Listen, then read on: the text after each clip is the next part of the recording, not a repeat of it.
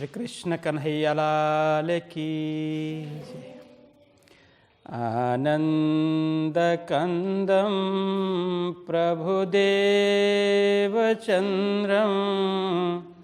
व्रजेशरूपेण पुरापि जातं प्रविश्य प्राप्तं प्रियप्राणनाथं परेशपूर्णां सततं नमामि। ब्रह्मप्रिया जागरणाय जाता सर्वस्वपाता भवसिन्धुत्राता विज्ञानदाता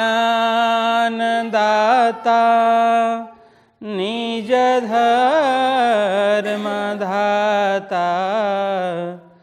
दीनैकबन्धो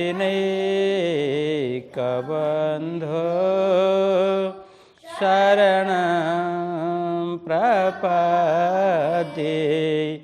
दीनैकबन्धो शरणं प्रपद्ये। श्री कृष्ण कन्हैया लाल की जय। श्री सतगुरु महाराज की, श्री प्राणनाथ प्यारे की, श्री पाँच नवतनपुरी धाम की, जगत गुरु आचार्य श्री 108 कृष्णवाणी जी महाराज की, समस्त सुंदर साथ की जय। धर्म प्राण सुंदर साथ जी श्री लालदास कृत वितक का 19वां प्रकरण पूर्ण हुआ। अब आज 20वें प्रकरण की चर्चा करते हैं। 19 प्रकरण में 3 स्वरूप की वितक, जो 3 सृष्टि की वितक की बात हुई, जो जीव सृष्टि, ईश्वरी सृष्टि और ब्रह्म सृष्टि के विषय में वेद में किस तरह से कहा, कतेब में किस तरह से कहा, अन्य संतों ने किस तरह से इसकी व्याख्या की, इसके विषय में हमने तो थोड़ी इसका ये 19वें प्रकरण के माध्यम से यह समझने का प्रयत्न किया। अब 20वें प्रकरण में जो प्रसंग चलने वाला है, ये प्रसंग है 18वां प्रकरण से जुड़ा हुआ है। 69 चौपाई में कहा, आए दीव गुजरात से श्री राज भाई फारक, माया पूरी दिखाए के नजर करी तरफ हक। ये प्रसंग हमने श्रवण किया था। ये आए दीव गुजरात से। अब श्री प्राणनाथ जी महाराज गुजरात से, मतलब वहाँ से, कहाँ गुजरात में, तो कहाँ, वो जेल से, ठीक है। तो जेल गुजरात बोलते अहमदाबाद को, तो वहाँ पर प्राणनाथ जी को वहाँ पर जेल में डाला था, ठीक है। तो वहाँ कांजी भाई ने धर्म प्रति, कांजी भाई का समर्पण भाव हुआ, उन्होंने अपने को कुर्बान कर दिया धर्म के प्रति। देखो, अभी हमें सुनने में बहुत ऐसा नहीं लगता है कि अब कांजी भाई तो वहाँ से छूटने वाले थे, ऐसा लगता होगा। वो तो कार्य कारण ऐसा बना। अब ये प्रसंग ऐसा है, जब प्राणनाथ जी महाराज को कांजी भाई ने वहाँ से मुक्त कराया। प्राणनाथ जी तो अंदर थे कैद में, तो कांजी भाई गए क्या बन करके, हाँ, बाईजूराज महारानी के वस्त्र आभूषण सब पहन करके, महिला का स्वरूप धारण करके कांजी भाई प्राणनाथ जी से मिलने के लिए गए, ठीक। तो वहाँ जा कर के प्राणनाथ जी से चर्चा की। प्राणनाथ जी ने पहले तो मना किया, देखो कांजी भाई ऐसा सही नहीं है, यह सज़ा तो मेरे लिए है, क्योंकि मैं जामनगर का दीवान हूँ। दीवान का सलाहकार हूँ। इसीलिए ये जो भी जामनगर की प्रजा के ऊपर जो संकट के बादल मंडराए थे वो तो मैंने अपने कंधे पर लिया है। अब जो भी होगा वो मुझे ही होगा, और मेरे लिए आप इस तरह से अपने आप को कुर्बान कर दो, ये अच्छी बात नहीं है। मैं इसका दुख सहन नहीं कर पाऊंगा, ये मेरे द्वारा ऐसा कार्य नहीं होगा, क्योंकि सज़ा मुझे होनी है। अब मैं बाहर निकल करके जाऊंगा तो सज़ा तो आपको मिलेगी, ठीक है, क्योंकि फांसी की सज़ा होनी थी। एक दो दिन, कुछ दिन के बाद में फांसी की सज़ा प्राणनाथ जी को होनी थी, उन्होंने अनाउंस किया था। तो प्राणनाथ जी ने कहा कि ये फांसी की सज़ा तो मुझे ही मिलेगी, मैं आपको ये कष्ट, ये दुख देना नहीं चाहता। तो इस तरह से जब प्राणनाथ जी ने कहा तो कान्जी भाई ने सद्गुरु जी की जो आयोजना है, सद्गुरु जी ने जो प्राणनाथ जी को जिम्मेदारी सौंपी, जो कार्यभार सौंपा, क्या कार्य सौंपा था सद्गुरु जी ने? हाँ, धर्म प्रचार प्रसार का। ये जो सद्गुरु जी ने ज्ञान अवतरण किया, तारतम ज्ञान अवतरण किया, तारतम प्रकट किया, ब्रह्म ज्ञान को प्रकट किया, इस ज्ञान को चारों ओर फैलाने का दायित्व और सारे माया में पड़े हुए लोगों को जगह जगह करके परमधाम की ओर, परमधाम का मार्ग बताना, परम का मार्ग बताना, परमात्मा का धाम, उनके स्वरूप, उनके लीला के विषय में बताना, दुनिया को ज्ञान देना, ये सद्गुरु जी ने प्राणनाथ जी को सौंपा था। ठीक, तो कान्जी भाई ने कहा आपको यदि परमात्मा ऐसा नहीं करें, यदि आपको कुछ हुआ तो ये सारा कार्य कौन करेगा?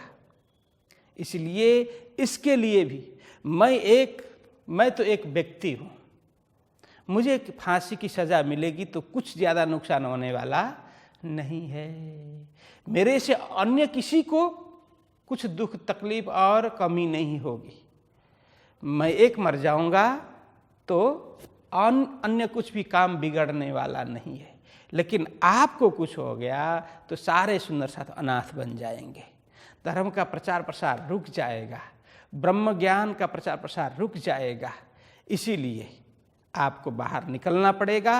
आपकी जगह पर मैं फांसी के फंदे में चढ़ने के लिए तैयार हूँ। देखिए कितना कुर्बान, क्या भाव कान्जी भाई के प्रति था, धर्म के प्रति समर्पित, निजानंद धर्म के प्रति क्या भावना उनकी थी।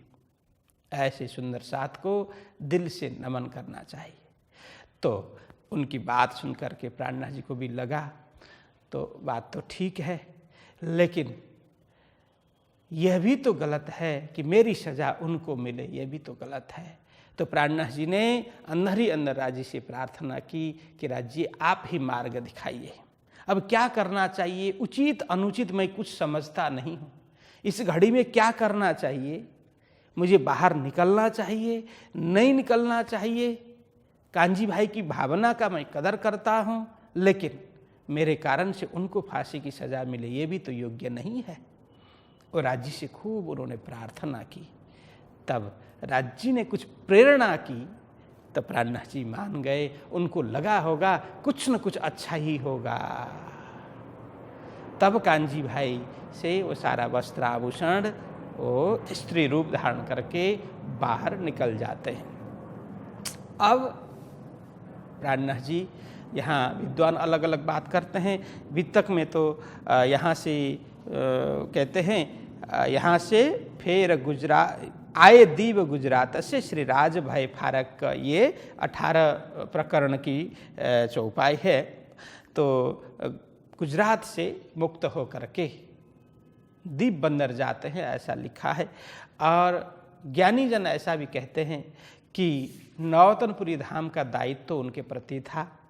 तो बाईजीराज महारानी भी नौतनपुरी धाम में ही थी, क्योंकि जूनागढ़ से लौटते हुए प्राणनाथ जी महाराज धोराजी होकर के बाईजीराज महारानी को, तेज कुंवरी जी को साथ में लेकर के आए थे। तो यहाँ किसी को ज़्यादा कुछ वो हल्ला किए बगैर, किसी को जानकारी किए बगैर यहाँ आते हैं नौतनपुरी धाम।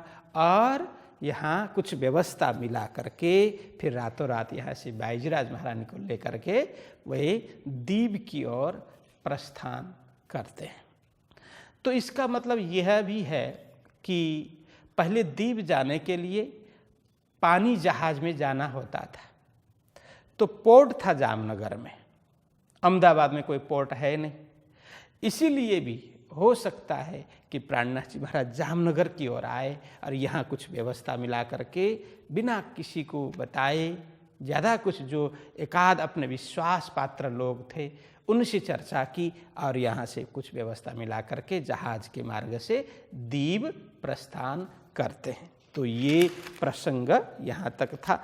अब यहाँ पर अब हम आगे 20वें प्रकरण में प्रवेश करते हैं। अब ध्यान से श्रवण करना कि 20 प्रकरण में वो शीर्षक क्या है, दीव बंदर की बीतक का। अब प्राणनाथ जी महाराज दीप पहुँचते हैं तो वहाँ की बीतक लालदास जी महाराज शुभारंभ करते हैं। तो कहते हैं, फेर कहूँ श्रीजीय की जो वितक बीच इस्लाम लड़ाई करी दज्जालसों सो कहूँ मुकाम और ठाम। लालदास जी महाराज कहते हैं कि सुंदर साथ जी 18वें प्रकरण में जो मैंने कहा था कि प्राणनाथ जी महाराज किस तरह से अहमदाबाद से जेल से मुक्त होकर के फिर दीव की ओर प्रस्थान करते हैं, वहाँ कुछ प्रसंग थोड़ा सा स्पर्श किया था ना, तो फिर बीच में 19वें प्रकरण में प्रसंग दूसरा आया। ठीक है, 3 सृष्टि की बात वहाँ पर आ गई। तो अब फिर पुनः याद करवा रहे हैं सुंदर साथ जी, जो 18वें प्रकरण के अंतिम में मैंने जो बात छेड़ी थी, जो प्रसंग उल्लेख किया था, उसको मैं अब जोड़ता हूँ। यहाँ कहते हैं फेर कहूँ, इसीलिए फेर कहूँ श्रीजी की सुंदर साथ।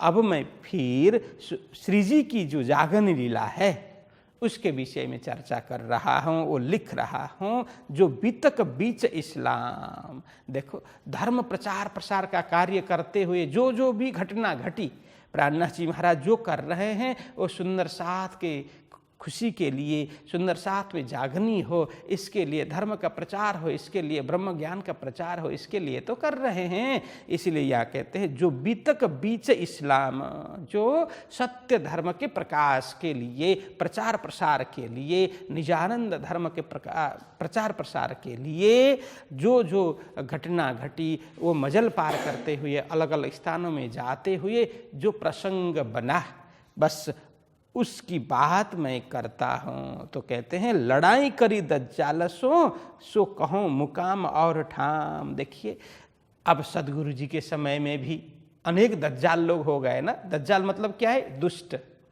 दुष्ट प्रवृत्ति के लोग,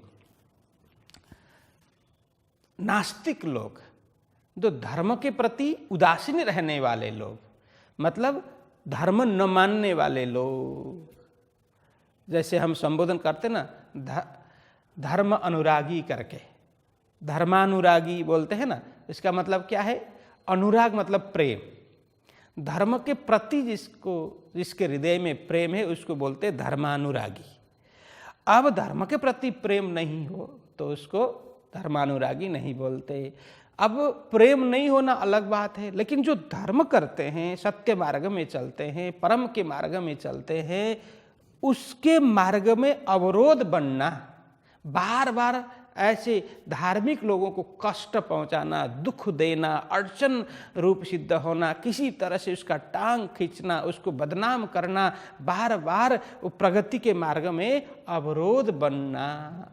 कई लोगों का ऐसा स्वभाव होता है ना कि स्वयं भी अच्छा नहीं करते और कोई दूसरा अच्छा करने वाला हो तो उसको भी बार बार परेशान करते हैं, है ना। धर्म करने वाले लोग हैं तो ऐसे लोगों को जो अधार्मिक लोग हैं ये परेशान करते हैं, दुख देते हैं।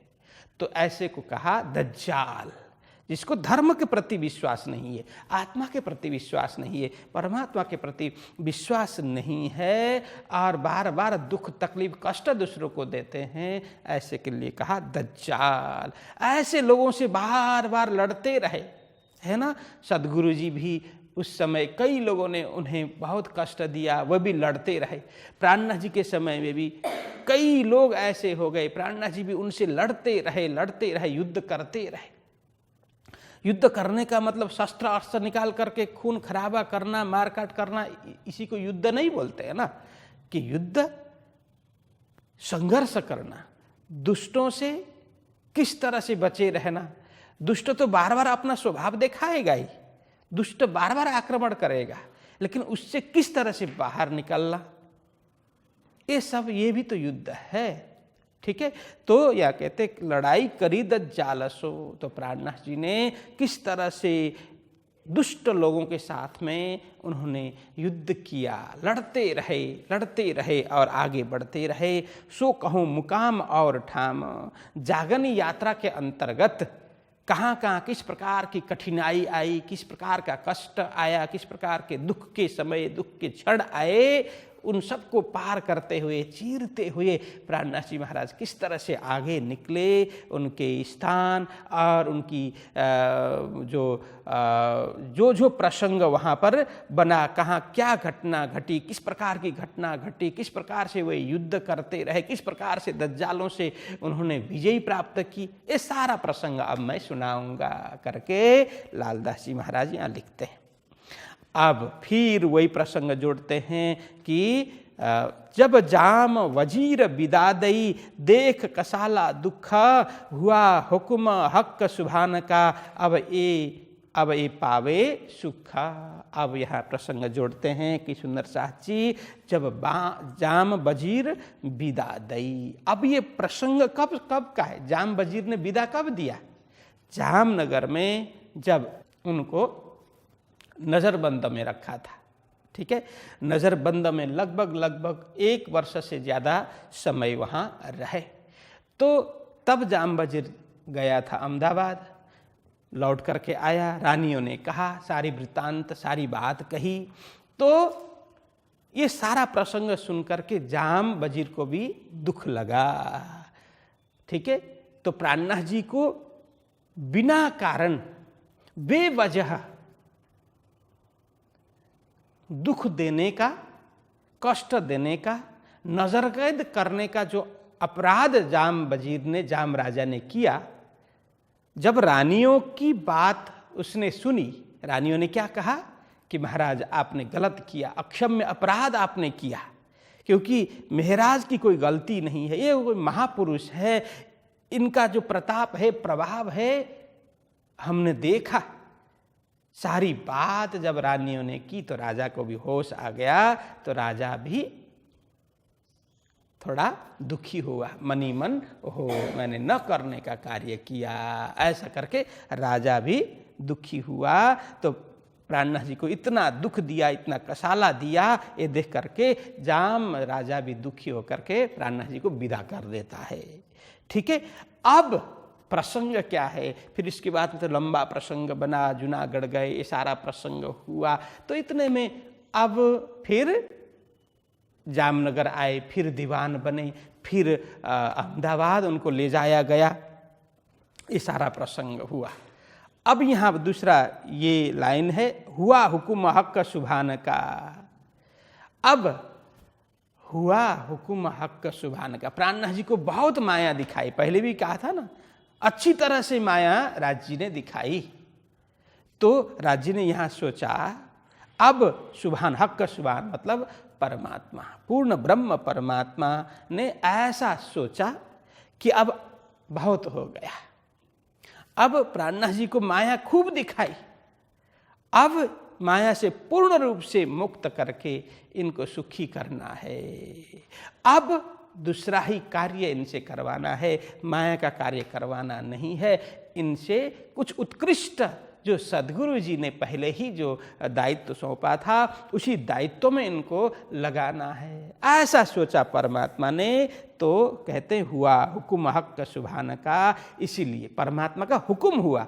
देखिए, परमात्मा के हुक्म से ही जूनागढ़ से जामनगर आए, परमात्मा के हुक्म से ही जामनगर के प्रति कुतुब खां की चढ़ाई हो गई, जामनगर के हुक्म से ही, परमात्मा के हुक्म से ही वे दीवान बने, परमात्मा के हुक्म से ही उन्होंने अपने कंधे में ये जिम्मेदारी ली और परमात्मा की आज्ञा, उनके हुक्म से ही उनको अहमदाबाद में जेल में डाला गया और परमात्मा के हुक्म से ही वहाँ से मुक्त होकर के पूर्ण रूप से उन्होंने संकल्प लिया, अब मैं माया का कोई कार्य करने वाला नहीं हूँ, अब मात्र और मात्र यही धर्म का प्रचार प्रसार और विश्व जागरण का मंगल कार्य ही मैं करूँगा, उसके अलावा मेरे हृदय में और कुछ नहीं होगा। उन्होंने संकल्प लिया, ये सारा परमात्मा की आज्ञा उनके हुक्म से ही है। इसलिए कहा हुआ हुक्म हक सुभानक, परमात्मा का हुक्म हुआ, अब ये पावें सुख। अब स्वयं धर्म कार्य देखिए,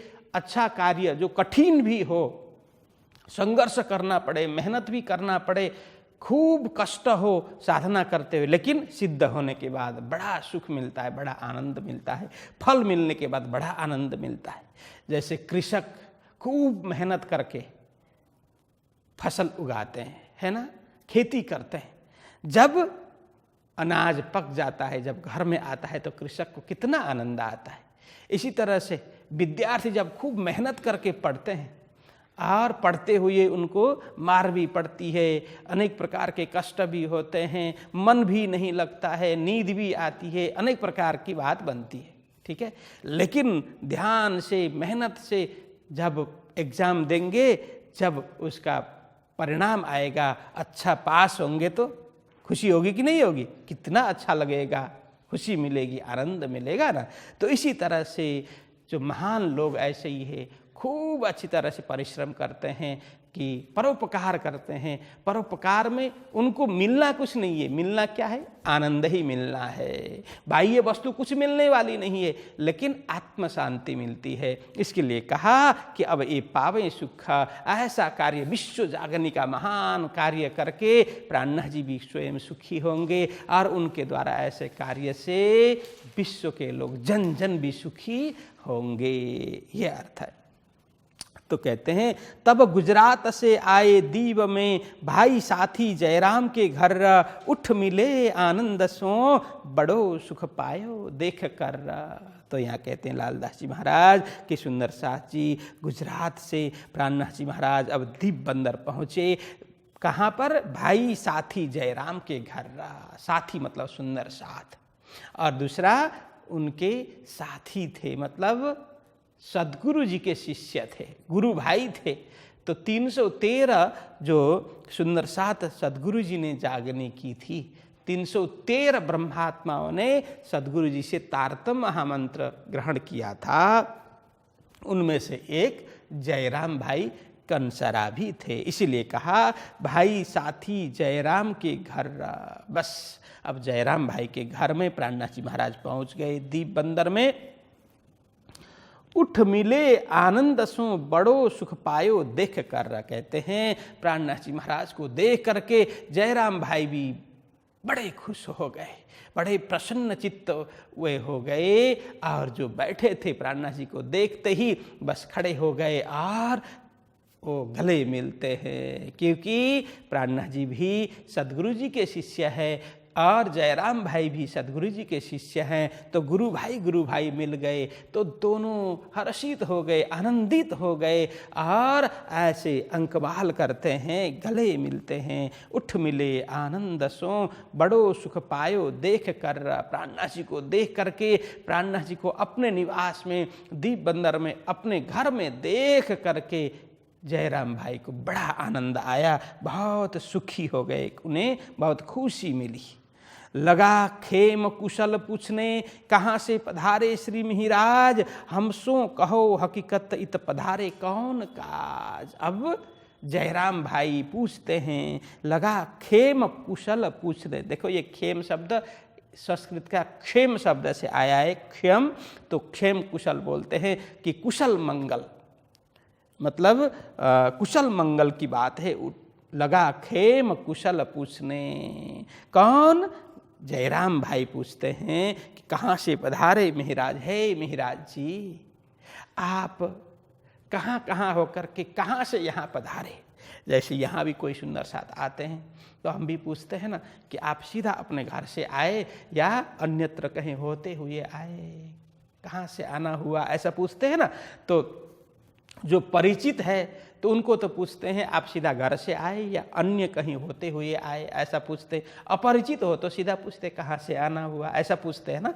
तो यहाँ अब परिचित है प्राणनाथ जी महाराज, तो जयराम भाई पूछते हैं कि आप कहाँ से पधारे। यहाँ मतलब उन्हें पता है जामनगर में, प्राणनाथ जी जामनगर में रहते हैं, उन्हें पता है, तो कहाँ से पधारे पूछने का मतलब आप सीधा जामनगर से यहाँ पर पधारे या अन्यत्र कहीं मजल होते हुए अन्यत्र यात्रा करते हुए आए, ऐसा कहने का मतलब है। तो यहाँ कहते हैं इसलिए कुशल मंगल पूछते हैं उन्होंने, कहाँ से आने का, कहाँ से वहाँ पहुँचने का ऐसा प्रश्न भी किया। हमसो कहो हकीकत, कहते हैं हे मिहिराज जी हमसे यथार्थ जो है वास्तविक बात आप कहो। इत पधारे कौन काज, यहाँ आपका आना हुआ हमें बहुत अच्छा लगा, बहुत खुशी मिली, लेकिन कोई कारण होगा, आप यहाँ पधारे कोई कारण तो होगा।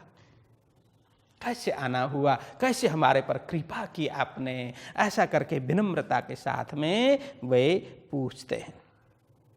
ठीक, तो आगे कहते तब जवाब दिया श्री जी ने, हम आए तुम्हारे काज, हमको भेजा हक ने हुक्म दिया श्री राज। तो यहाँ कहते हैं प्राणनाथ जी महाराज ऐसे जयराम भाई के कुशल मंगल पूछने पर और क्यों यहाँ पर कैसे आना हुआ, किस कारण से आना हुआ, ऐसा पूछने पर प्राणनाथ जी महाराज जवाब देते हैं। तब जवाब दिया श्री जी ने जवाब दिया क्या, हम आए तुम्हारे काज है जयराम भाई, मैं आपके लिए, आपके खातिर आया हूँ, आपके कारण आया हूँ। यहाँ कहते हैं हम आए तुम्हारे काज, यहाँ आने का कारण अन्य कोई नहीं, कुछ भी नहीं है, बस आपके लिए मैं यहाँ पर आया हूँ। तो कहते हमको भेजा हक करने, मैं स्वयं भी नहीं आया, तो मुझे तो परमात्मा ने यहाँ पर भेजा है, परमात्मा ने ही मुझे यहाँ जाने के लिए आज्ञा की, हुक्म दिया श्री राज जी का हुक्म हुआ, उनकी आज्ञा हुई,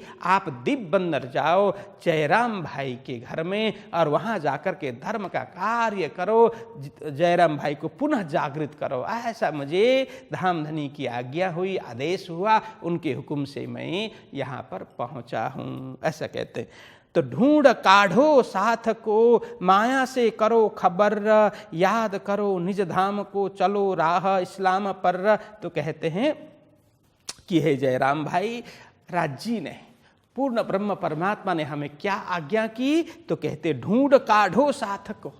अब आप एक स्थान में नहीं, अलग अलग स्थान में परिभ्रमण करते हुए, पर्यटन करते हुए क्या करो, ढूंढ काढ़ो साथ को, जो सुंदर साथ माया में भूले हुए हैं, माया में डूबे हुए हैं, दलदल में फंसे हुए हैं, उनको इस संसार रूपी दलदल, संसार रूपी कीचड़ में पूर्ण रूप से डूबे हुए हैं, फंसे हुए हैं, उनको देख करके, उनको पहचान करके फिर माया से बाहर निकालने का कार्य करो, दलदल से बाहर निकालने का कार्य करो, ऐसा हमें धामधनी ने आज्ञा की। माया से करो खबर। अब यहाँ कहते हैं माया से निकालो, यहाँ एक ही साथ में हमें पढ़ना चाहिए, ढूंढ काढ़ो साथ को, माया से निकालो, माया रूपी दलदल से, अंधकार से निकालो और करो खबर। क्या खबर करो, देखो आत्मा और परमात्मा की जानकारी दो, शरीर और संसार की जानकारी दो, शरीर मरने वाला है ऐसा ज्ञान दो, संसार भी मरने वाला है, एक दिन मिटने वाला है ऐसा ज्ञान दो, लेकिन आत्मा और परमात्मा अजर अमर नित्य है, शाश्वत है, ऐसा ज्ञान दे करके सुंदर साथ को इस माया रूपी, इस मोह रूपी अंधकार से, मोह रूपी दलदल से निकाल करके परम का मार्ग बताओ, ऐसा धामधनी की आज्ञा हम पर हुई, इसलिए हम यहाँ पर आए हैं। और यहाँ प्राणनाथ जी महाराज कहते हैं हमें तो ऐसी आज्ञा धामधनी ने दी, इसलिए हे जयराम भाई, याद करो निज धाम को, चलो राह इस्लाम पर। आप अब क्या करो, आप भी सदगुरु जी के शिष्य हो करके पुनः माया में फंसे हो, माया में डूबे हो, इसीलिए अब आपको ऐसा कार्य नहीं करना चाहिए। अब आपका कार्य क्या है? याद करो निज धाम को। आप निज धाम को याद करो। निज धाम मतलब अपने धाम, अपना घर, जहाँ से हम आए हैं, जिस घर में हम परमात्मा के साथ में आनंद विलास करते थे, वो घर जहाँ से हम आए, फिर हमें जहाँ जाना है, उसका ज्ञान तो हमें होना ही चाहिए। मात्र शरीर में, संसार में जन्म लिया, शरीर में सुरता के रूप में हम आए और ये शरीर बड़ा और हमने अनेक प्रकार के संसार के कार्य किए, नौकरी धंधा बिजनेस व्यापार किया, विवाह किया, बच्चे हो गए, बच्चे बना लिए, परिवार बढ़ा लिया, अंतिम में वृद्ध हो गए, मर गए। इतना ही हमारा काम नहीं है। हे जयराम भाई, हम तो खेल देखने के लिए आए हैं, हम परमधाम से आए हैं, इसीलिए तुम परमधाम को पुनः याद करो। कहते हैं याद करो निज धाम को, अपने परमधाम को, अपने मूल घर को याद कर लो। और कहते चलो राह इस्लाम पर, जो सदगुरु जी ने जो निजानंद मार्ग बताया, श्री कृष्ण प्रणामी धर्म बताया, सत्य मार्ग बताया, स्वयं को जानने का मार्ग बताया, वो परम धर्म की ओर चल पड़ो। उस मार्ग में प्रेम के पथ के पथिक हो तुम, इसलिए उस प्रेम मार्ग में पहुंचकर, प्रेम मार्ग में चलकर परमात्मा एवं परमधाम को प्राप्त कर लो। यही ब्रह्म मुनि का परम कर्तव्य है, परम धर्म है। ऐसा करके प्राणनाथ जी महाराज बड़े प्रेम से जयराम भाई को समझाने लग गए। तो यहाँ कहते हैं हुई चर्चा इन समय श्री देवचंद्र जी से लेके साथ की खबर पूछते, एते दिन दीव में रहे ए। तो यहाँ कहते हैं इस तरह से मिलते ही बहुत चर्चा हो गई। हुई चर्चा इन समय, जैसे मिलते ही उस समय बहुत ऐसी चर्चा हो गई। कहाँ से चर्चा हो गई? श्री देवचंद्र जी से लेकर के, देवचंद्र जी महाराज की जीवनी से लेकर के उन्होंने क्या क्या कठिनाई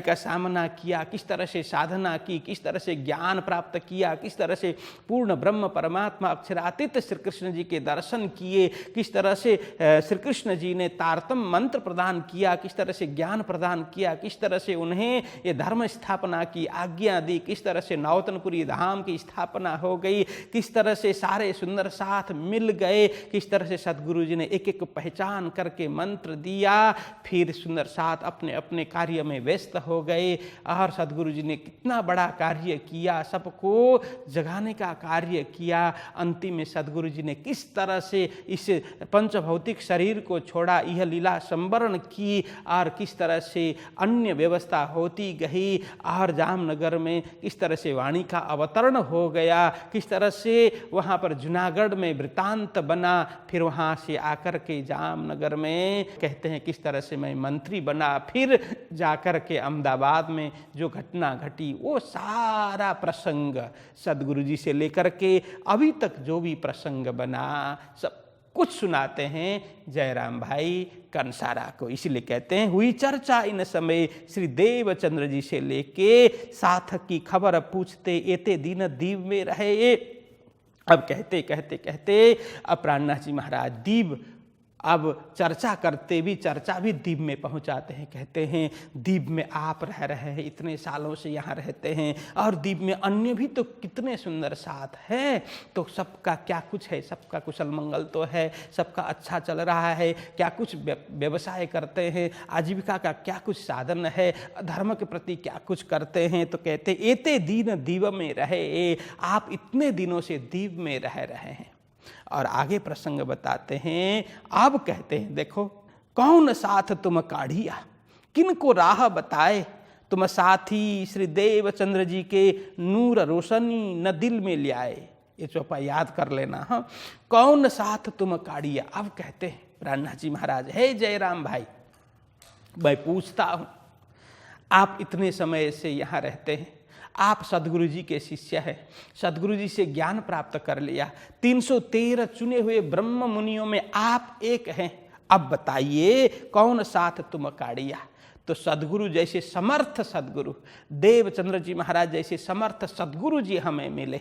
समर्थ सदगुरु जी का शिष्य भी तो समर्थ होना चाहिए, तभी तो गुरु का नाम रोशन कर सकते हैं। गुरु तो समर्थ हैं, लेकिन शिष्य समर्थ नहीं हुआ, नालायक हुआ तो क्या काम का। इसीलिए सद्गुरु जी के शिष्य आप हो तो आपका कर्तव्य क्या है। सद्गुरु जी ने 313 जगाया तो आपको कम से कम 13 तो जगाना चाहिए। तो यहाँ बोलते हैं कि कौन साथ तुम अकाड़िया। अब बताओ, आपने इस माया में फंसे हुए सुंदर साथ फंसे हुए साथी को किसको ज्ञान दे करके परमात्मा का स्वरूप धाम उनकी लीला समझाया। ये संसार की वास्तविकता किसको समझाई। आत्मा परमात्मा का जो अटूट संबंध है इसके विषय में आपने किसको समझाया। देखिए, जागनी इसी को कहते हैं।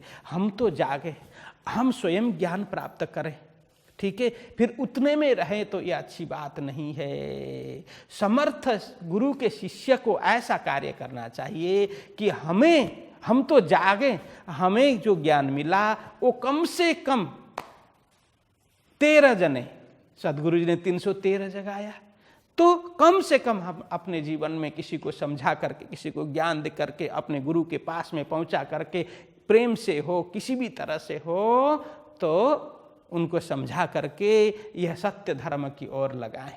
यह साम दाम दंड भेद की बात नहीं है। प्रेम से समझाना, ज्ञान से समझाना, स्वयं से नहीं हो पाए तो गुरुजी के पास में पहुंचाना, किसी भी तरह से सत्संग में ले जाना, भजन में ले जाना। धीरे धीरे धीरे उनको भी रंग आने लग जाएगा और स्वयं के विषय में जानकारी होने लग जाएगी। ऐसा सुंदर साथ का कर्तव्य होना चाहिए। तो यहाँ कहते हैं कौन साथ तुम काड़िया, किनको राह बताए। आप बताइए हे जयराम भाई, आप तो सदगुरु जी के शिष्य है ना। तो सदगुरु जी ने क्या कहा था कि स्वयं जागो और दूसरों को भी जगाओ। सदगुरु जी की ये आज्ञा है।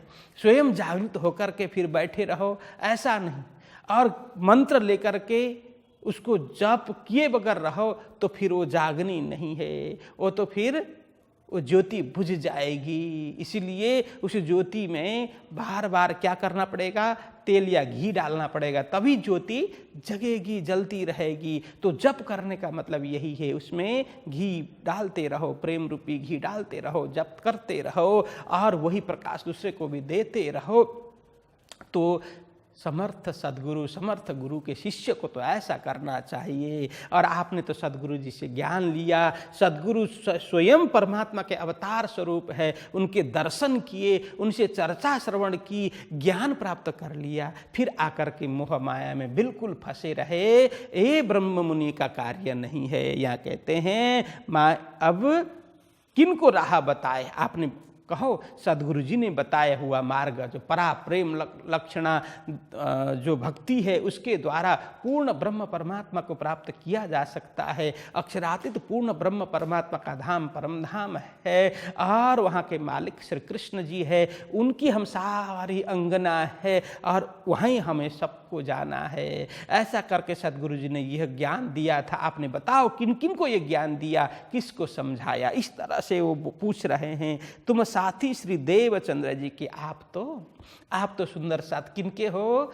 देवचंद्र जी महाराज, मतलब सुंदर साथ। देवचंद्र जी महाराज को सुंदर बाई कहते हैं, उनके साथी होने के कारण सुंदर साथ। और सदगुरु जी ने क्या बताया, जिनका खान पान सुंदर हो, रहन सहन सुंदर हो, बोली बाणी सुंदर हो, भाषा सुंदर हो, व्यवहार सुंदर हो, सब कुछ सुंदर हो, वही तो सुंदर साथ है। तो सदगुरु ने ऐसा नामा विधान किया। तो सदगुरु जी के शिष्य होकर के, आप तो सदगुरु जी के शिष्य हैं, हम सभी सदगुरु जी के शिष्य हैं, ऐसा बोल। तुम साथी देवचंद्र जी के, देवचंद्र जी महाराज के द्वारा जागृत सुंदर साथ हो, नूर रोशनी न दिल में ले आए, फिर भी आपने सदगुरु जी के द्वारा मंत्र प्राप्त करने पर, सदगुरु जी के द्वारा ज्ञान धारण करने पर, सदगुरु जी के दर्शन करने पर भी आपके हृदय में ज्ञान का प्रकाश उदय नहीं हुआ। तो आपको क्या कहें हे जयराम भाई। वो इस तरह से बता रहे हैं, तुमको ऐसा ना चाहिए, कर बैठो एती अंधेरा, श्रीधाम धनी को देख के तुमको शर्म न आई फेरा। वो कहते तुमको ऐसा ना चाहिए हे जयराम भाई, आपको ऐसा नहीं करना चाहिए, आपको ये शोभा नहीं देता है। आप जो कार्य कर रहे हैं, हाँ आजीविका चलाने के लिए, कुछ न कुछ तो करना पड़ता है। लेकिन सुबह से शाम तक वही कार्य करते रहो, अपने मूल लक्ष्य को भूल जाओ, ऐसा नहीं होना चाहिए। कार्य तो करना पड़ेगा, कर्म तो करना पड़ेगा। संसार में आए हैं कि अपने लिए, अपने परिवार के लिए धन संपत्ति तो एकत्र करना ही होगा, धन संपत्ति आर्जन तो करना ही पड़ेगा। लेकिन मात्र धन संपत्ति आर्जन करने के लिए ही हम जिए, ऐसा तो नहीं है। जीवित रहने का कुछ अलग लक्ष्य है। भजन हो, भक्ति हो, प्रेम बढ़े, ज्ञान बढ़े और अपना लक्ष्य प्राप्त हो। हम स्वयं आत्मस्वरूप अपने आप को देखने लगे और आत्मा का संबंध पूर्ण ब्रह्म परमात्मा के साथ है, ऐसा अनुभव होना चाहिए। यही हमारा कर्तव्य है, यही लक्ष्य है। ये तो काम करते करते, कार्य करते करते भी ये कर ही सकते हैं। जैसे गोपी वगैरह, ब्रज में गोपी सब कार्य तो करती थी ना, घर का सारा कार्य करती थी। गाय, लाखों गाय होती थी, गाय की सेवा करना, खेती करना, सारा कार्य करना करती थी। लेकिन वो पल पल अपने को भूलती नहीं थी, पल पल श्याम सुंदर श्री कृष्ण को भूलती नहीं थी। उनसे अनुराग बनाए रहती, उनसे प्रेम के बंधन में बंधी रहती। यही हम सबका कर्तव्य है। या कहते हैं तुमको ऐसा ना चाहिए कर बैठो एति अंधेरा, माया के दलदल में, माया के अंधकार में फंस करके बैठे, ये आपको ऐसा कार्य नहीं करना चाहिए। तो कहते हैं श्री धाम धनी को देख के तुमको शर्म न आई फेरा। धाम धनी स्वरूप, साक्षात धाम धनी स्वरूप सद्गुरु जी को देख करके, दर्शन करके, उनसे मिल करके, उनसे ज्ञान प्राप्त करके भी आप इस तरह से माया में उलझे रहो, माया में फंसे रहो, माया के दलदल में डूबे रहो, तो कहते हैं तुमको शर्म न आई फेरा, कि तुम्हें तो शर्म आनी चाहिए, तुम्हें तो लज्जा होनी चाहिए कि राजा का जो बेटा है, राजकुमार है, वो भीख मांगते हुए चले तो उसको लज्जा आनी चाहिए। भीख मांगने का काम तो किसका है? जिसके पास कोई नहीं है, भिखारी है, वो भीख मांगेगा। राजा का बेटा जो राजकुमार है वो भीख मांग करके चले तो उसको शर्म आनी चाहिए। ऐसा ही सद्गुरु जैसे समर्थ, देवचंद्र जी महाराज जैसे समर्थ सद्गुरु के शिष्य होकर के, उनसे ज्ञान प्राप्त करके भी, जिसके हाथ में ब्रह्म तेज है, तारतम तेज है, फिर भी वो अंधकार में पड़ा रहे, तो उसको तो शर्म आनी चाहिए, लज्जा आनी चाहिए। ऐसा इतना समझाते हैं। तुमको शर्म ना आई फेरा, पुनः माया में इस तरह से डूबते हुए, माया के अंधकार में फंसते हुए, दलदल में फंसते हुए, सद्गुरु जी ने एक बार तो हाथ पकड़ करके तुम्हें बाहर निकाला था। दलदल से, कीचड़ से, गंदगी से, नाली से तुम्हें बाहर निकाला सद्गुरु जी ने। फिर जाकर के तुम नाली में पड़े हो, ऐसे माया में फंसे हो, तुम्हें तो शर्म आनी चाहिए, लज्जा आनी चाहिए। ऐसा करके प्राणनाथ जी महाराज खूब समझाते हैं। एक पाती कबहू ना लिखी कि हमारो ना तो श्रीधाम श्री देवचंद्र जी सफर किया, तुम कबहू न आए तिन ठाम। यहाँ कहते हैं एक पाती कबहू ना लिखी कि हे जयराम भाई, कितने सुंदर साथ जामनगर में रहते हैं। सद्गुरु जी का धाम गमन हुआ, सद्गुरु जी के बाद में चाकला में बिहारी जी को बैठाया गया। क्या कुछ घटना घटी, तुमने कभी पत्र लिखा, कभी खेम कुशल पूछा, कभी क्या कुछ घट रहा है, क्या कुछ चल रहा है, कभी जानने की जिज्ञासा व्यक्त की? कभी संपर्क में नहीं रहे, बिल्कुल आप संपर्क से टूटे रहे, बस अकेले मस्त रहे, माया में डूबे रहे। यहाँ कहते हैं एक पाती कबहू ना लिखी, इतना कुछ हुआ, एक पत्र भी आपने नहीं लिखा। पाती मतलब यहाँ पत्र, चिट्ठी, एक पत्र, एक चिट्ठी भी आपने कभी नहीं लिखी कि हमारो ना तो श्रीधाम। आपने ऐसा सोच करके कि हमारा संबंध तो परमधाम से है, धाम धनी से है, ऐसा सोच करके हम सभी सुंदर साथ है, ऐसा सोच करके क्या कभी आपने पत्र लिखा, क्या कभी चिट्ठी लिखी? तो कहते हैं श्री देवचंद्र जी सफर किया, तुम कबहू न आए तीन ठाम। देवचंद्र जी महाराज परमधाम की यात्रा में निकल पड़े। सफर मतलब यात्रा, वो अंतिम यात्रा, परमधाम की यात्रा। इस शरीर को छोड़ देना, उधर शरीर को छोड़ करके परमधाम प्रस्थान सद्गुरु जी ने किया। तुम कबहू न आए तीन ठाम, सद्गुरु जी के धाम गमन में भी तुम नौतनपुरी धाम नहीं गए, जामनगर नहीं गए। 3 ठाम मतलब श्री 5 नौतनपुरी धाम में सदगुरु जी रहते थे। उनके धाम गमन के ऐसे प्रसंग पर भी तुम वहाँ पर नहीं गए। और कहते हैं बैठे बिहारी जी चाकले पर ना गए तुम तित, कबहू खबर न पूछी तिनकी क्या हाल तुम्हारा बखत। तो कहते हैं हे जयराम भाई, बैठे बिहारी जी चाकले पर, अब गुरु स्थान में चाकला मंदिर में जो चाकला है वहाँ पर बिहारी जी को बैठाया गया। बिहारी जी अब गुरु स्थान में बैठे, ना गए तुम अतीत, उस प्रसंग में भी आप जामनगर नहीं गए। कबहू खबर न पूछी तिनकी मतलब बिहारी जी की, आपने कभी बिहारी जी महाराज से कुशल मंगल की बात नहीं पूछी, समाचार कुछ लिया ही नहीं। क्या हाल तुम्हारा बखत। हे जयराम भाई, ऐसा धर्म के प्रति उदासीन भाव तुम्हारे मन में क्या हो रहा है, तुम क्या सोच रहे हो। तो इस तरह से उदासीन होना, बिल्कुल सभी से संपर्क से कट होकर के रहना, किसी से कोई संबंध नहीं बनाना, क्या मतलब है ये। ऐसा ब्रह्म सृष्टि को नहीं चाहिए। जो आप कर रहे हैं ये उचित नहीं है। इतने प्रसंग हो, विशेष प्रसंग बने, कोई दुखद प्रसंग बने, कोई सुखद प्रसंग बने, लेकिन दुख सुख सब में एक आपस में संपर्क बना रहे, प्रेम बना रहे, संबंध बना रहे, खेम कुशल पूछते रहे, एक दूसरे की सहायता करते रहे, यही हमारा कार्य होना चाहिए। कार्य तो सबका व्यापार व्यवसाय आजीविका का साधन अलग अलग होता है। कोई खेती करते हैं, कोई व्यवसाय करते हैं, कोई नौकरी करते हैं, कोई क्या करते हैं, इससे कोई फर्क नहीं पड़ता। लेकिन जहाँ जो कार्य कर रहे हैं साथ में धर्म के प्रति भी चिंतन हो, आत्मा के प्रति चिंतन हो, परमात्मा के प्रति चिंतन हो, सत्संग भजन चलता रहे, एक आपस में कुशल मंगल होता रहे, पूछ परछ चलता रहे, और सुख दुख किन के जीवन में क्या कुछ चल रहा है, उसमें हम क्या सहयोग कर सकते हैं, ये सब बातचीत होता रहे, यही सज्जनों का कार्य है। यदि सत्संग करने वाले के मन पर, दिल पर भी ऐसा भाव नहीं आए तो सत्संग का कोई अर्थ नहीं है। इसीलिए हे जयराम भाई, ये तुम्हें क्या हो रहा है, क्या हुआ तुम्हें, ऐसा करके वो प्राणनाथ जी महाराज खूब पूछते हैं। फिर कहते हैं मिल गए माया मिने जाने अनादि के इत्ता, हम कबहू न जाएंगे श्रीधाम लीला में तित्ता। तो कहते हैं मिल गए माया मिने, तुम तो बिल्कुल पूरी तरह से माया में तदाकार हो गए, मानो माया मुझसे अलग ही नहीं है, ऐसा तुम समझ बैठे।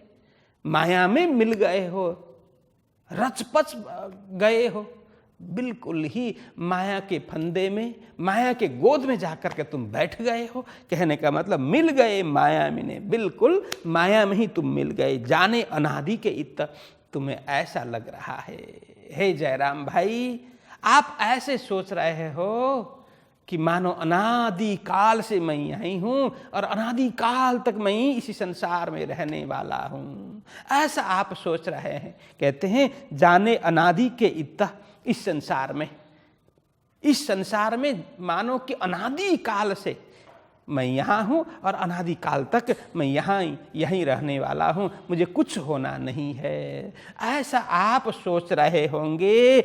हम कबहू न जाएंगे, बस संसार छोड़ करके कभी भी जाना नहीं पड़ेगा। संसार का जो रस है वही आस्वादन करते रहेंगे, संसार में फंसे रहेंगे और यहाँ से कभी जाने का नौबत ही नहीं आएगा, जाने की जरूरत ही नहीं है, हमारा मेन मूल घर ही यही है। ऐसा सोच करके आप बैठे हो श्रीधाम लीला में तित्त, कभी अपना परम धाम, अपने निज धाम, अपने मूल घर, अखंड घर ब्रह्म धाम में हम कभी नहीं जाएंगे, ऐसा सोच करके बैठे हो। एक गलत बात है। संसार तो देखते देखते नाश हो जाएगा, जैसे शरीर नाश होगा वैसे ही संसार नाश होगा। तुम क्या सोच रहे हो मैं अजर अमर हूँ, नित्य हूँ, ऐसा सोच रहे हो, ये गलत है। हाँ, तुम तो नित्य हो लेकिन तुम शरीर को अजर अमर मान रहे हो, ये गलत है।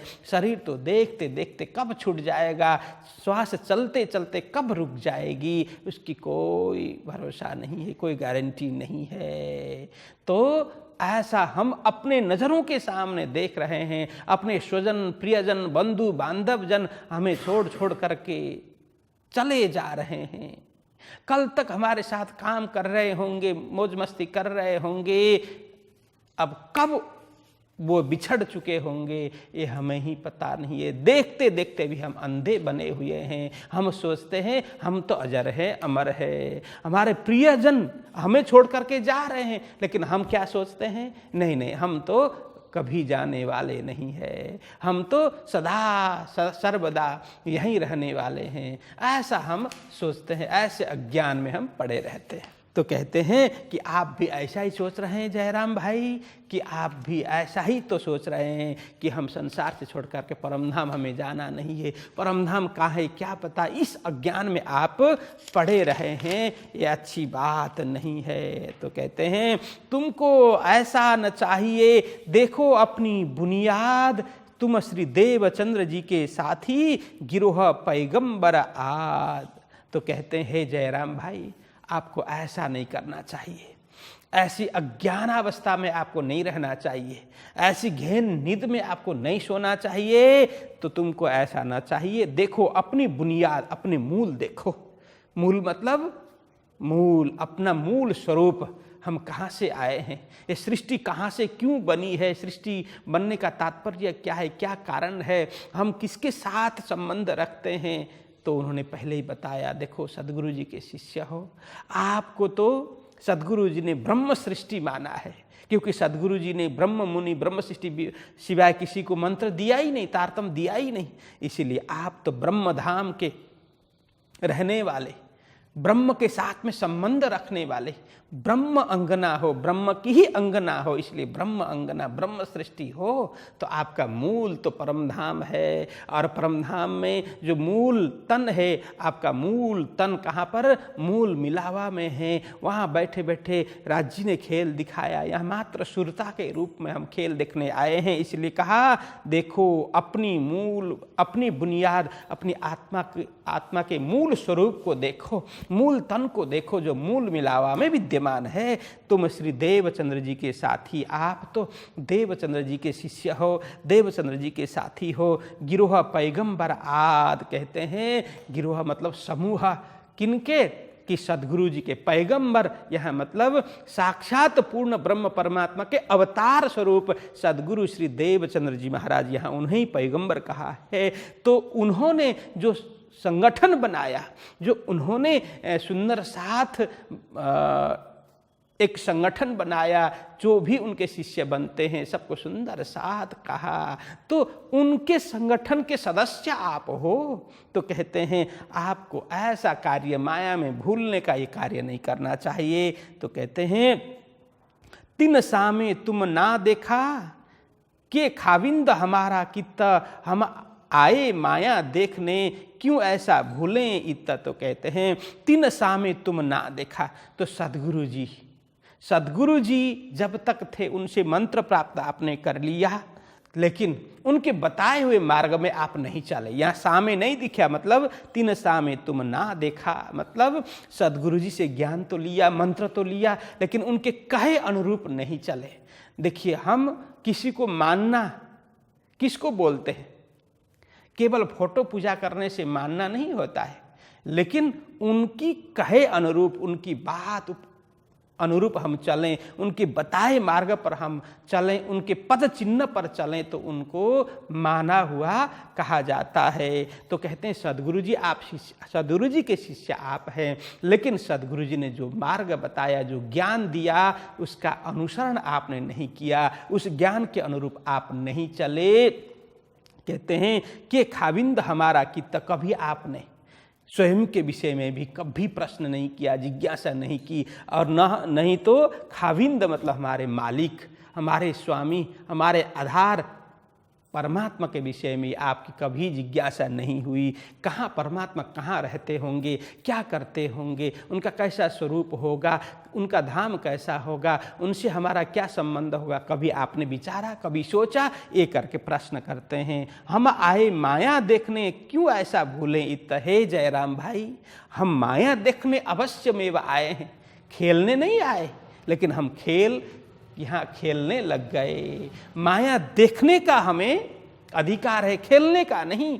तो जैसे देखिए, हम फिल्म देखने के लिए जाते हैं थिएटर में, हम देखने के लिए जाते हैं, और कोई व्यक्ति जा करके नहीं मैं फिल्म करूँगा करके वहाँ करने लगे तो वो तो पागल कहलाएगा ना, है ना। जैसे सर्कस देखने के लिए हम जाते हैं, टिकट लेकर के जाते हैं, तो हम करने थोड़ी लग जाते हैं।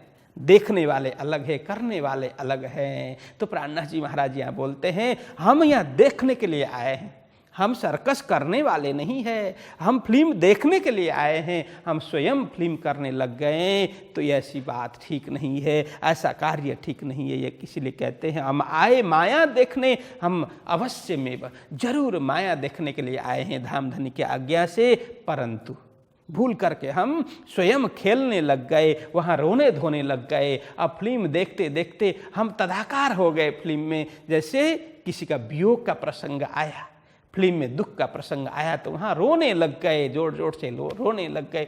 अरे वो तो झूठा है, अब वो पता है झूठा है, काल्पनिक फिल्म है, वो मात्र कल्पना है, फिर भी बस उसी में घुस करके हम दुखी हो जाते हैं। तो प्राणनाथ जी कहते हैं हम देखने के लिए आए हैं, वहाँ अंदर खेल करना नहीं है, हमें बस देख करके सचेत होना है। क्यों ऐसा भूलें, इतना यहाँ हमें भूलना नहीं चाहिए, हमें अपने आप को जगाते रहना है। तो कहते हैं कि यूं वचन खंडनी के श्रीजी कहे बेशुमार, कई दृष्टांत देके किया जीवता खबरदार। इस तरह से अनेक प्रसंग, अनेक उदाहरण दे दे करके प्राणनाथ जी महाराज ने खूब समझाया जयराम भाई कंसरा को। श्री जी कहे बेशुमार, बहुत दृष्टांत, खूब खूब ऐसे उनको अप्रिय लगे ऐसा भी वचन। क्योंकि देखो जब तक बीमार है ना, जब तक बीमार है तब तक भोजन में स्वाद नहीं आता है ना, जीभ में स्वाद नहीं है। बुखार आया है तो जीभ से स्वाद उतर जाता है, कुछ भी भोजन अच्छा नहीं लगता। जब धीरे धीरे धीरे ज्वर उतर जाता है, बुखार उतर जाता है, फिर जीभ में स्वाद आने लग जाता है, फिर सब भोजन अच्छा लगने लग जाता है। तो जब तक हमारे अंदर अज्ञान है, कोई हमें समझाए तो हमें गुस्सा भी आएगा, क्रोध भी आएगा, अच्छा भी नहीं लगेगा। सब ये बीमारी है ना, अज्ञान रूपी बीमारी है, इसलिए हमें अच्छा नहीं लगेगा। धीरे धीरे धीरे हमें ज्ञान होने लगेगा तो हमें कोई समझाएगा तो हाँ बात तो सही है, फिर वो अच्छा लगने लगेगा। हाँ मेरे लिए तो बोल रहे हैं, मेरे लिए तो ये सब बोल रहे हैं, कह रहे हैं, ऐसा लगने लगेगा, अच्छा लगने लगेगा। तो यहाँ यूं वचन खंडनी के, उनको चोट कर रहे हैं, खंडनी कर रहे हैं, ऐसे शब्द बोल करके प्राणनाथ जी महाराज बहुत दृष्टांत दे करके, कई दृष्टांत दे के किया जीवता खबरदार। मानो मृतवत पड़े हुए थे। जीवता खबरदार मतलब मानो आत्मा वैसे तो अजर अमर है, फिर भी ऐसा लगता है प्राय में आत्मा तो है ही नहीं, ऐसा लगता है ना। मतलब मृत तुल्य, मानो आत्मा मर गई हो। यह शब्द गलत है क्योंकि आत्मा कभी मरने वाली नहीं है, लेकिन मानो मर ही गई हो, निष्प्राण हो, निश्चेष्ट हो, ऐसा लगता है। तो ऐसी स्थिति जयराम भाई की भी थी, लेकिन उनको खबरदार किया, सचेत किया, होशियार किया, बोल बोल करके उसको टकोर टकोर करके जयराम भाई को समझा करके हाँ उनको ज्ञान आ गया। नहीं, मैं तो माया में बिल्कुल फंसा हुआ था, पड़ा हुआ था माया में, माया के दलदल में बिल्कुल फंसा हुआ था। अब उनको धीरे धीरे धीरे होश आ गया, सचेत हो गए, सावधान हो गए। तो यहाँ कहते हैं जीवता खबरदार, जो मृततुल्य आत्मा थी उसको सचेत कराया, उसको क्या करके तारतम्य ज्ञान दे करके, सदगुरु जी के दृष्टांत दे करके, अन्य दृष्टांत दे करके उसको जागृत किया। जैसे कभी कभी पानी के बगैर कोई पेड़ पौधे सूख जाते हैं ना, सूखने लग जाते हैं, मुरझा जाते हैं, तो प्रतिदिन थोड़ा थोड़ा पानी डालते जाएंगे तो हफ्ते 10 दिन 15 दिन में फिर हरा भरा हो जाएगा ना, कि अंदर से प्राण निकल आएगा। इसी तरह से कोई बिल्कुल इस तरह से माया का जहर जिसने पिया है, माया का रंग जिसमें चढ़ा है, वो धीरे धीरे धीरे रंग तो निकालने के लिए समय लगेगा। कोई भी बीमारी है तो झट से थोड़ी ठीक हो जाएगी। बीमारी कितने दिन से बीमारी चल रही है, तो धीरे धीरे धीरे औषधि देते वो बीमारी निकल जाएगी। जैसे बीमारी दूर हो जाएगी वो व्यक्ति तंदुरुस्त होगा, उसमें उसके चेहरे में रौनक आएगा। तो इसी तरह से अब जयराम भाई भी माया का नशा, माया का रंग उनके अंदर चढ़ा हुआ था। प्राणनाथ जी महाराज ने बोल बोल करके अनेक दृष्टांत दे दे करके ज्ञान सुना करके फिर निर्विष कर दिया, उनको खबरदार कर दिया, उनको जीवता कर दिया, मतलब प्राण युक्त, मानो निष्प्राण हुए थे उनको प्राणवान कर दिया। तो इस तरह से आज यहीं रखते हैं 15 चौपाई तक। बोलो कृष्ण कन्हैया लाल की।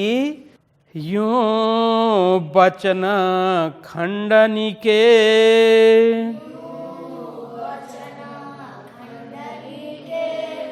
श्री जी कहे बेशुमार,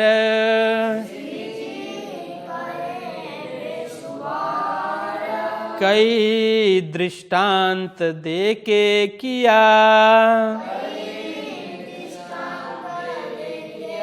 जीवता खबरदार,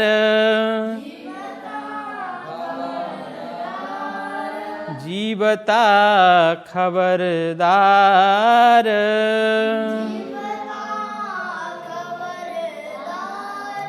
बोलिए कृष्ण कन्हैया लाल की। श्री सद्गुरु महाराज की, श्री प्राणनाथ प्यारे की प्रणाम।